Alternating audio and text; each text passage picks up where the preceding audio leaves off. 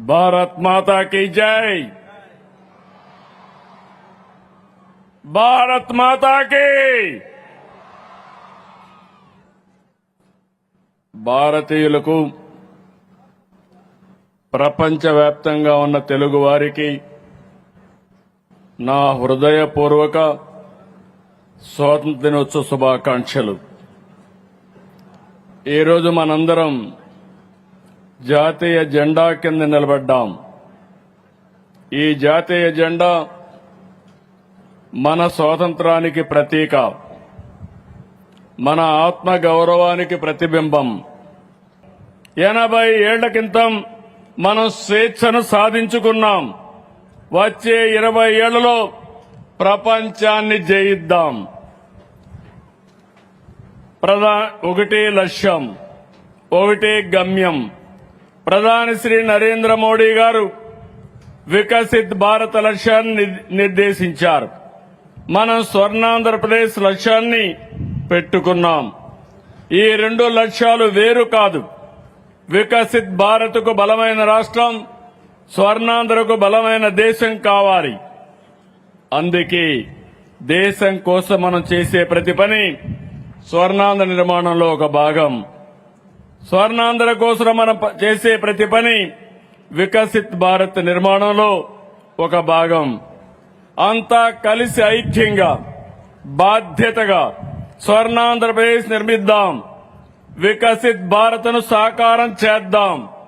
దీనికోసం 80వ స్వాతంత్ర్య దినోత్సవ సందర్భంగా దృఢమైన సంకల్పం తీసుకుందాం। ఎన్నో సవాళ్లు దాటి వచ్చాం। స్వతంత్ర భారతదేశం ఎన్నో సవాళ్లు ఎదుర్కొంది। రాష్ట్రం కూడా ఎన్నో ఒడుకుదొడుకులు చూసింది। ప్రత్యేక రాష్ట్రం కోసం పొట్టి శ్రీరాములు గారు చేసిన త్యాగం మనకు గుర్తింపు తెచ్చింది। 1953 అక్టోబర్ 1న కర్నూలు రాజధానిగా ఆంధ్ర రాష్ట్రం ఏర్పడింది। 1956 నవంబర్ 1వ తారీఖున హైదరాబాద్ రాజధానిగా తెలంగాణతో కూడిన ఆంధ్రప్రదేశ్ అవతరించింది। 2014లో మరోసారి రాష్ట్ర విభజన జరిగింది। ప్రతిసారి సవాళ్లు, సంక్షోభాలు మారుతూ వచ్చాయి। కానీ ప్రతిసారి ఆంధ్రప్రదేశ్ ప్రజల పట్టుదలే గెలిచింది। 2014లో నవ్య ఆంధ్రప్రదేశ్ తొలి ముఖ్యమంత్రిగా నాకు అవకాశం ఇచ్చారు। విభజన కష్టాలు అధిగమించి రాష్ట్రాన్ని అభివృద్ధి పథంలో నడిపించేందుకు ప్రయత్నించాం। 2019 పరిస్థితులు పూర్తిగా మారిపోయినాయి। 2019లో వచ్చిన పాలకులు 5 ఏళ్ల పాటు రాష్ట్రాన్ని విధ్వంసం చేశారు, వ్యవస్థలు నిర్వీర్యం చేశారు। ఆ 5 ఏళ్లు చీకటి రోజులు చూశాం। గత పాలకుల అహంకారం, అసమర్థత, అవినీతి, అరాచకంతో రాష్ట్రం 30 ఏళ్లు ఎరికబడింది। ఆర్థికంగా రాష్ట్రానికి కోలుకోలేని దెబ్బ తగిలింది। అలాంటి పరిస్థితిలో 2024 ఎన్నికలు వచ్చాయి। ఆ ఎన్నికల్లో నరేంద్ర మోడీ గారు, పవన్ కళ్యాణ్ గారు, నేను కలిసి కూటమిగా ప్రజల ముందుకొచ్చాం। ప్రజలు గెలవాలి, రాష్ట్రం నిలవాలని కోరాం। కూటమిపై నమ్మకంతో అఖండ విజయాన్ని అందించారు। 94% స్ట్రైక్ రేటుతో, 57% ఓట్ షేర్తో చరిత్రలో నిలిచిపోయే తీర్పు ఇచ్చారు। ఆ తీర్పును అధికారంగా భావించలేదు। రాష్ట్ర పునర్నిర్మాణం కోసం ఇచ్చిన బాధ్యతగా తీసుకున్నాం। అందుకే పాలకులుగా కాదు, ప్రజలకు సేవకులుగా పనిచేస్తున్నాం। తొలి సంతకం నుంచి సంక్షేమానికి, అభివృద్ధికి, సుపరిపాలనకు అసలైన అర్థం చెప్పాం। 26 నెలల్లో ప్రజలకు మార్పు కనిపించేలా పనిచేశాం। విధ్వంసం నుంచి వికాసం వైపు, సంక్షోభం నుంచి స్థిరత్వం వైపు, అనిశ్చిత నుంచి ఆత్మవిశ్వాసం వైపు రాష్ట్రాన్ని నడిపిస్తున్నాం। స్వర్ణాంధ్ర 2047 విజన్ మన రాష్ట్రానికి ఒక లక్ష్యం ఉండాలి, మన ప్రయాణానికి ఒక గమ్యం ఉండాలి. అందుకే విస్తృతంగా చర్చించి స్వర్ణాంధ్ర విజన్ 2047 రూపొందించాం. హెల్తీ, వెల్తీ, హ్యాపీ ఏపీ, అదే మన లక్ష్యం. దీనికోసం 10 సూత్రాలు రూపొందించాం. పేదరికం లేని సమాజం, ఉద్యోగ ఉపాధి కల్పన, నైపుణ్యం, మానవ వనరుల అభివృద్ధి, నీటి భద్రత, ఫార్మర్ అగ్రిటెక్, అంతర్జాతీయ స్థాయి లాజిస్టిక్స్, ఇంధన వనరుల సమర్థ వినియోగం, నాణ్యమైన ఉత్పత్తులు, స్వర్ణాంధ్ర, స్వచ్ఛాంధ్ర, డీప్ టెక్ అనే 10 సూత్రాలతో విజన్ సాకారం చేద్దాం. లక్ష్యాలు పెట్టుకోవడం మాత్రమే కాదు, దానికి తగిన కార్యాచరణ ఉండాలి. అందులో భాగంగానే ప్రతి నియోజకవర్గానికి ఒక అభివృద్ధి యూనిట్గా తీసుకుని విజన్ యాక్షన్ ప్లాన్లు రూపొందించాం. అభివృద్ధి అంటే ఒక నగరం కాదు, 3 ప్రాంతాలు ఎదగాలి. ప్రతి జిల్లా ప్రగతి సాధించాలి. ప్రతి నియోజకవర్గం, ప్రతి గ్రామం అభివృద్ధి కావాలి. అభివృద్ధి వికేంద్రీకరణ మా ప్రభుత్వ విధానం. అన్ని ప్రాంతాల అభివృద్ధి, అన్ని వర్గాల సాధికారత లక్ష్యంగా పనిచేస్తున్నాం. దీనికోసం విశాఖ, అమరావతి, తిరుపతి ఎకనామిక్ రీజియన్ల అభివృద్ధికి కార్యాచరణ ప్రణాళిక చేపట్టాం. నేడు అద్భుతమైన టెక్నాలజీ ఉంది, అపారమైన నాలెడ్జ్ ఉంది. వీటిని సమర్థవంతంగా వినియోగించుకునేలా ఎక్కడికక్కడ లీడర్షిప్ తయారు చేస్తున్నాం. అప్పుడే అన్నింటా విజయం సాధ్యం. కేంద్ర సహకారంతో కొత్త ఊపిరి. 24 నెలల క్రితం మేము పాలన ప్రారంభించినట్టు చుట్టూ చీకట్లు, కానీ ప్రజల మద్దతు, కూటమి ఐక్యత, కేంద్ర ప్రభుత్వ సహకారం ఈ 3 రాష్ట్రాలకి కొత్త ఊపిరి పోశాయి. Polavaram, Amaravati, Visakhapatnam steel plant, Visakhapatnam railway zone, అంతర్జాతీయ పెట్టుబడులు, ఇలా అన్నింటిలో కేంద్రం సహకారం అందిస్తుంది. 2014-19 మధ్య రాష్ట్ర అభివృద్ధి రేటు 13.5% ఉంటే 19-24 మధ్య 10.3% పడిపోయింది. అన్ని వ్యవస్థలు తిరిగి గాడిలో పెట్టడంతో నేడు వృద్ధి రేటు 11.3% పెరిగింది. గత ప్రభుత్వం వదిలి వెళ్లినటువంటి 9,74,000 కోట్ల అప్పులు, బకాయిలు రాష్ట్రానికి గుదిబండగా మారాయి. అయినా నమ్మకంగా ముందుకెళ్లాం. 370 రుణాలపై వడ్డీ భారం తగ్గించాం. ఇప్పటి వరకు 8,269 కోట్ల ఆదా అయ్యేలా రుణాలు రీషెడ్యూల్ చేశాం. గత ప్రభుత్వం నిలిపివేసిన 86 కేంద్ర ప్రాయోజిత పథకాలను పునరుద్ధరించాం. 26 నెలల్లో 1,50,000 కోట్ల రూపాయలు సంక్షేమానికి, 1,34,000 కోట్లు అభివృద్ధికి ఖర్చు చేశాం. మహిళా సాధికారిత, సమాజంలోని చివరి వ్యక్తికి కూడా సాయం అందేలా, ప్రతి కుటుంబానికి న్యాయం జరిగేలా పనిచేస్తున్నాం. సూపర్ 6 సూపర్ హిట్ చేశాం. ఎన్నికల్లో చెప్పినవే కాదు, చెప్పని వాటిని కూడా అమలు చేస్తున్నాం. అధికారంలోకి వచ్చిన వెంటనే పింఛన్లు పెంచి పేదలకు ఆర్థిక భద్రత కల్పించాం. ప్రతి బిడ్డ చదువుకోవాలని, కుటుంబంలో ఎంతమంది పిల్లలుంటే అందరికీ తల్లికి వందనం ఇచ్చాం. తల్లికి వందనం సాయాన్ని ఖర్చులా చూడకుండా పిల్లల భవిష్యత్తుపై పెట్టుబడిగా భావిస్తున్నాం. స్త్రీ శక్తి ఉచిత బస్సు పథకంతో మహిళలకు ఆర్థిక భారం తగ్గించాం.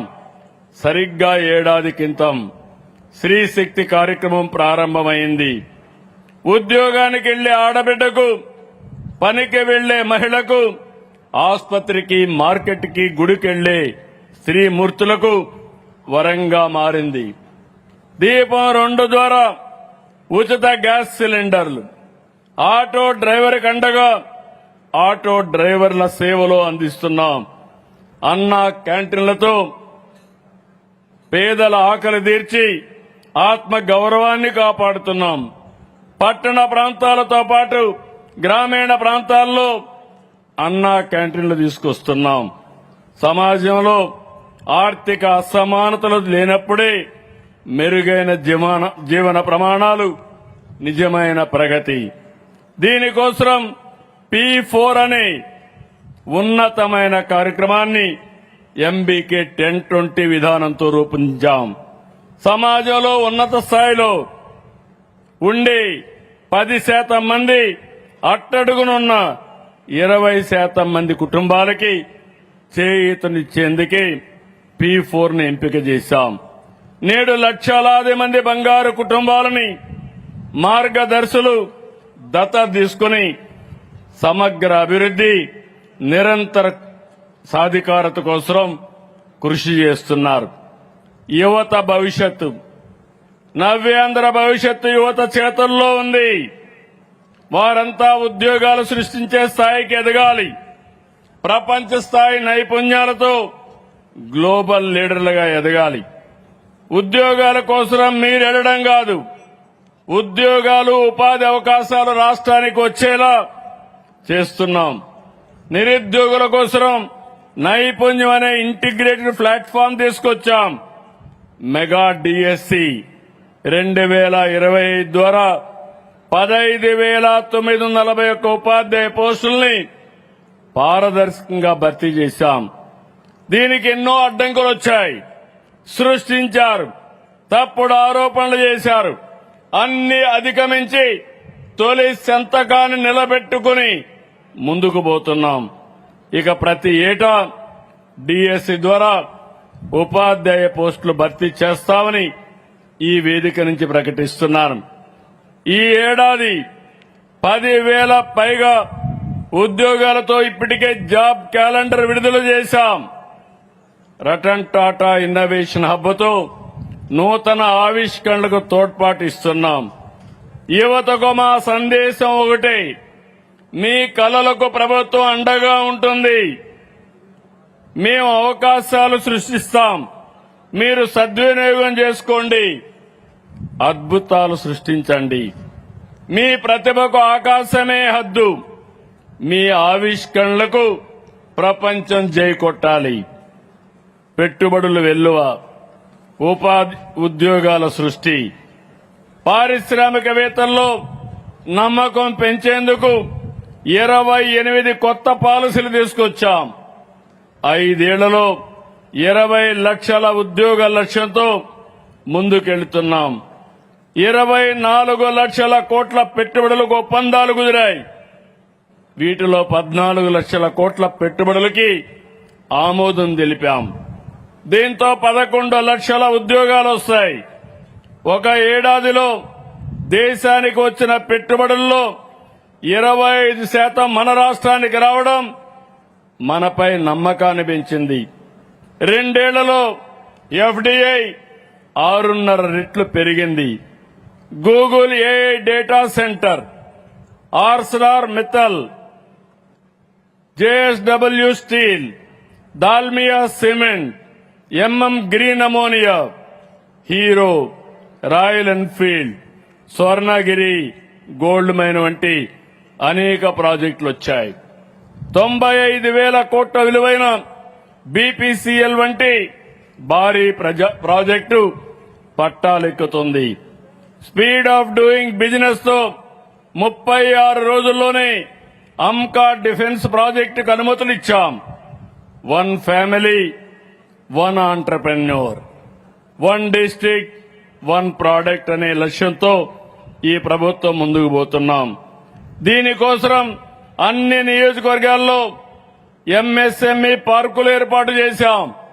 ఇప్పటికీ 138 పార్కులకు శ్రీకారం చుట్టాం. సామాజిక న్యాయం, సమగ్ర అభివృద్ధి. సామాజిక న్యాయం జరిగినప్పుడే నిజమైన అభివృద్ధి. ప్రతి వర్గానికి న్యాయం జరిగేలా చూస్తున్నాం. బీసీలకు మా ప్రభుత్వం ఎప్పుడూ పెద్దపీట వేస్తుంది. వడ్డెర్లకు మైనింగ్ లీజులు, గీత కార్మికులకి ఎక్సైజ్ షాపులు కేటాయించాం. నేతన్న సేవలో, మత్స్యకారుల సేవలో వంటి కార్యక్రమాలు అమలు చేస్తున్నాం. దశాబ్దాలుగా ఎస్సీలు కోరుకున్న వర్గీకరణ అమలు చేశాం. ఎస్సీ ఎస్టీ విద్యార్థులకు ఐఐటి, నీట్ వంటి జాతీయ స్థాయి పోటీ పరీక్షలకు శిక్షణ ఇస్తున్నాం. గురుకులాల్లో డైట్ ఛార్జీలని 10% పెంచాం. ఇమాములకి, మౌజములకి గౌరవ వేతనాలు పెంచాం. 2029 నాటికి అందరికీ ఇళ్లు నిర్మించాలనేది మా లక్ష్యం. ప్రభుత్వ భూముల్లో ఎన్నో ఏళ్లుగా నివసిస్తున్న అర్హులైన ప్రతి ఒక్కరికి ఇళ్ల పట్టాలు అందిస్తున్నాం. నాణ్యమైన విద్య, అత్యుత్తమ వైద్యం. ప్రభుత్వ బడులు కేవలం భవనాలు కాదు, అవి పేద పిల్లల భవిష్యత్తుకు పునాదులు. అందుకే మౌలిక సదుపాయాలతో ప్రభుత్వ పాఠశాలని ఆధునిక దేవాలయాలుగా తీర్చిదిద్దుతున్నాం. డొక్కా సీతమ్మ మధ్యాహ్న భోజన పథకం ద్వారా పౌష్టికాహారం అందిస్తున్నాం. ప్రభుత్వ పాఠశాలలో అత్యధిక మార్కులు సాధించిన విద్యార్థుల్ని ఏపీ షైనింగ్ స్టార్స్ గా ప్రోత్సహిస్తున్నాం. మెగా పేరెంట్స్ టీచర్స్ మీటింగ్ల ద్వారా పిల్లల భవిష్యత్తుకు తల్లిదండ్రుల్ని భాగస్వాములు చేస్తున్నాం. ఆరోగ్య ఆంధ్రప్రదేశ్ లక్ష్యంతో సంజీవిని ప్రాజెక్టు తీసుకొచ్చాం. త్వరలో రాష్ట్ర వ్యాప్తంగా అమలు చేస్తాం. మీరు వైద్యుని వద్దకు వెళ్లడం కాదు, వైద్యులే మిమ్మల్ని సంప్రదించి చికిత్స అందించేలా చేస్తున్నాం. సీఎం రిలీఫ్ ద్వారా ఇప్పటి వరకు 1631 కోట్ల చెల్లించి అభాగ్యుల్ని ఆదుకున్నాం. అన్నదాతకు అండగా, రైతన్న సంతోషంగా ఉంటేనే రాష్ట్రం సుభిక్షంగా ఉంటుంది. అందుకే అన్నదాతకు అండగా నిలుస్తున్నాం.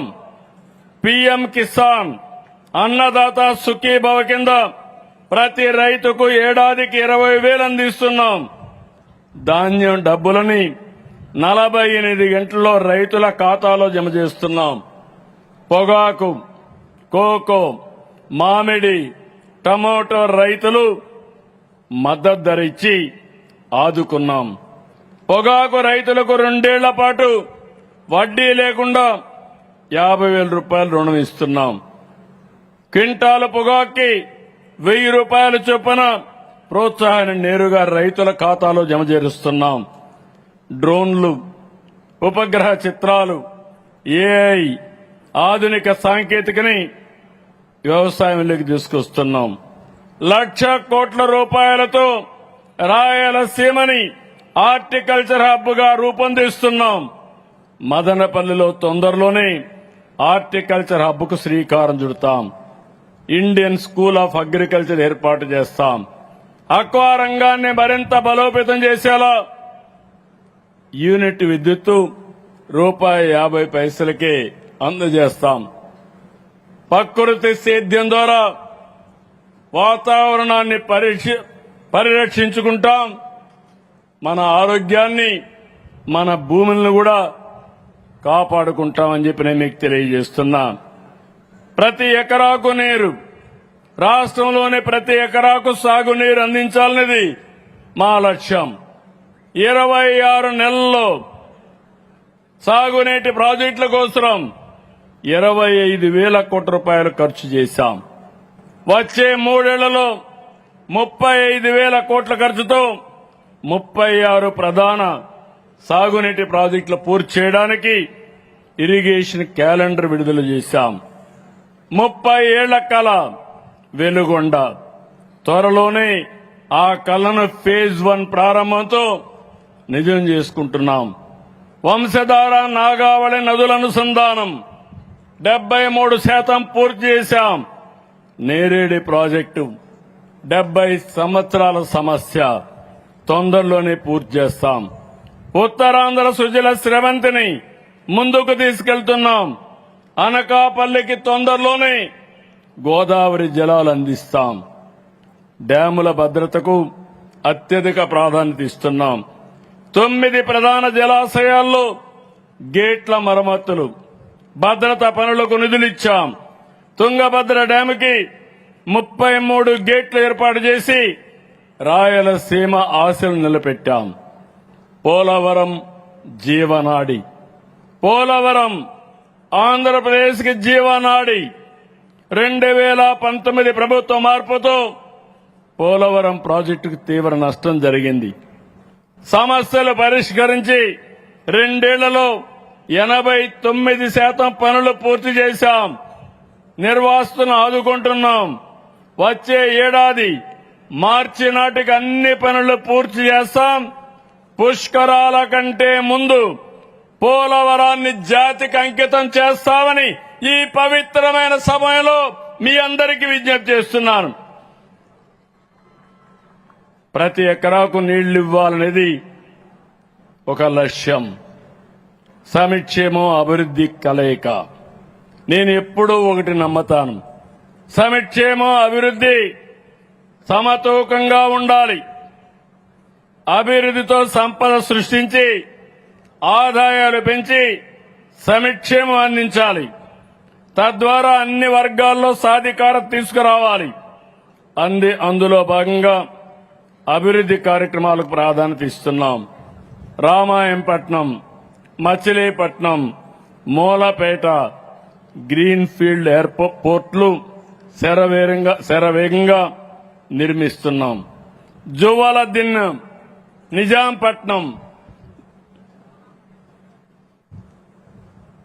మచిలీపట్నం, ఉప్పాడలో ఆధునిక షిప్పింగ్ హార్బర్ నిర్మిస్తున్నాం. ఉత్తరాంధ్ర ముఖ చిత్రాన్ని మార్చే విధంగా అల్లూరి సీతారామరాజు విమానాశ్రయాన్ని ప్రారంభించుకున్నాం. రాష్ట్రంలో 64,000 కోట్లతో రైల్వే పనులు, 38,000 కోట్ల రూపాయలతో హైవే పనులు జరుగుతున్నాయి. పోర్ట్లు, ఎయిర్పోర్ట్లు, హార్బర్లు, హైవేలు, రైల్వే లైన్లతో రాష్ట్రాన్ని ఒక లాజిస్టిక్స్ హబ్గా తయారు చేస్తున్నాం. రోడ్లపై గుంతలు లేకుండా చేస్తామని మాటిచ్చాం. 20,000 కిలోమీటర్లపైనే రోడ్లు మరమ్మతులు చేశాం. అమరావతి ఆంధ్రుల ఆత్మగౌరవం. 5.5 కోట్ల ఆంధ్రుల ఆత్మగౌరవానికి ప్రతీక మన రాజధాని అమరావతి. రాజధాని నిర్మాణం కోసం చరిత్రలో ఎప్పుడూ లేని విధంగా వేలాది మంది రైతులు, వేలాది ఎకరాల భూమి ఒక వినూత్నంగా ₹1 ఖర్చు లేకుండా ల్యాండ్ పూలింగ్లు ఇచ్చారు. ఆ రైతులకు మనస్ఫూర్తిగా మరొక్కసారి నా అభినందనలు, నా ధన్యవాదాలు తెలియజేస్తున్నా. ఇది ఇలాంటి స్ఫూర్తి దేశంలోనే కాదు ప్రపంచంలోనే ఒక ఆదర్శం. ఇది ఒక గొప్ప శుభ పరిణామం. సెల్ఫ్ ఫైనాన్స్ ప్రాజెక్టుగా రాజధాని నిలుస్తుంది. బ్లూ సిటీ, గ్రీన్ సిటీ, అదే మరి green energy, carbon neutral, no pole city, deep tech capital గా అమరావతి ప్రపంచ స్థాయి నగరంగా నిర్మాణం అవుతుంది. రాజధానిలో 50,000 కోట్ల విలువైన పనులు 25-30 వేల మందితో రాత్రింబగుళ్లు జరుగుతున్నాయి.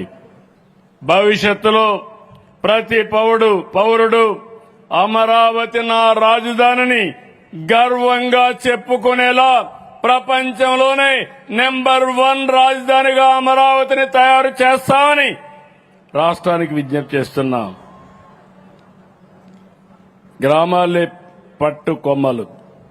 గ్రామాలు బలపడితేనే రాష్ట్రం బలపడుతుంది. స్థానిక పాలనలో ఆంధ్రప్రదేశ్ దేశానికి ఆదర్శంగా నిలిచింది.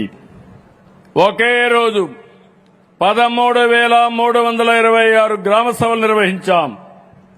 2 ఏళ్లలో 13 జాతీయ పంచాయతీ అవార్డులు సాధించాం. పల్లె పండుగ కింద నరేగా ద్వారా 9,604 కిలోమీటర్లు సీసీ రోడ్లు వేశాం. అడవి తల్లి బాట కింద ఇప్పటి వరకు 905 కిలోమీటర్ రోడ్డు నిర్మాణం చేశాం. 25 ఏళ్ల తర్వాత పంచాయతీరాజ్ శాఖలో 10,000 మందికి పైగా ఉద్యోగులకి పదోన్నతులు కల్పించాం. 50% గ్రీన్ కవర్ లక్ష్యం. ఆంధ్రప్రదేశ్ లో 50% పచ్చదనం తీసుకురావాలని లక్ష్యంగా పెట్టుకున్నాం. 1,400 హెక్టార్లో మడ అడవులు పెంచి దేశంలో 2వ స్థానంలో నిలిచాం. పంటలకు ఆస్తులకు నష్టం జరగకుండా కుంకి ఏనుగులను వినియోగిస్తున్నాం. చెత్త పన్ను రద్దు చేశాం. Legacy waste తొలగించాం. స్వచ్ఛ రథం లాంటి వినూత్న కార్యక్రమాలు చేపట్టాం. తప్పకుండా తొందరలోనే ఆంధ్రప్రదేశ్ ని ఒక స్వచ్ఛ ఆంధ్రప్రదేశ్ గా తయారు చేసే బాధ్యతతో ముందుకు పోతున్నాం. విద్యుత్ రంగంలో వెలుగులు. గత పాలకుల అసమర్థత, అవినీతి కారణంగా విద్యుత్ రంగంలో నాడు చీకట్లు కమ్ముకున్నాయి. కూటమి ప్రభుత్వం వచ్చాక సంస్కరణలు, సమర్థ నిర్ణయాలతో వెలుగులు నింపింది. ఈ 2 ఏళ్లలో ఒక్కసారి కూడా విద్యుత్ ఛార్జీలు పెంచలేదు. ప్రొజ్యూమర్ విధానంతో వినియోగదారుడిని ఉత్పత్తిదారుడిగా చేశాం. వినూత్న ఆలోచనలతో ఇంధన శాఖని నిలబెట్టాం. గ్రీన్ ఎనర్జీలో దేశం మొత్తం 500 గిగావాట్ లక్ష్యాన్ని నిర్దేశించుకుంటే మన ఒక్క రాష్ట్రంలోనే 160 గిగావాట్ల ఉత్పత్తి లక్ష్యంగా పెట్టుకున్నాం. 2 ఏళ్లలో 112 గిగావాట్ల గ్రీన్ ఎనర్జీ ప్రాజెక్టులకు శ్రీకారం చుట్టాం. పీఎం సూర్య గారి కింద 4.12 లక్షలకు పైగా ఇళ్లకు సోలార్ రూఫ్ టాప్ ఏర్పాటు చేయగలిగాం. వ్యవసాయానికి, పేద ఎస్సీ ఎస్టీ కుటుంబాలకి, చేనేత కార్మికులకి ఉచిత విద్యుత్ అందిస్తున్నాం. చరిత్రలో తొలిసారిగా ట్రూ డౌన్ ద్వారా 940 కోట్ల రూపాయలు, ఇంకో పక్క ట్రూ ఆఫ్ భారాన్ని తగ్గించి 4,497 కోట్ల రూపాయలు ప్రభుత్వం ప్రజలకు వెసులుబాటు ఇచ్చింది. సరైన నాయకత్వం వల్లనే ఇది సాధ్యమైంది.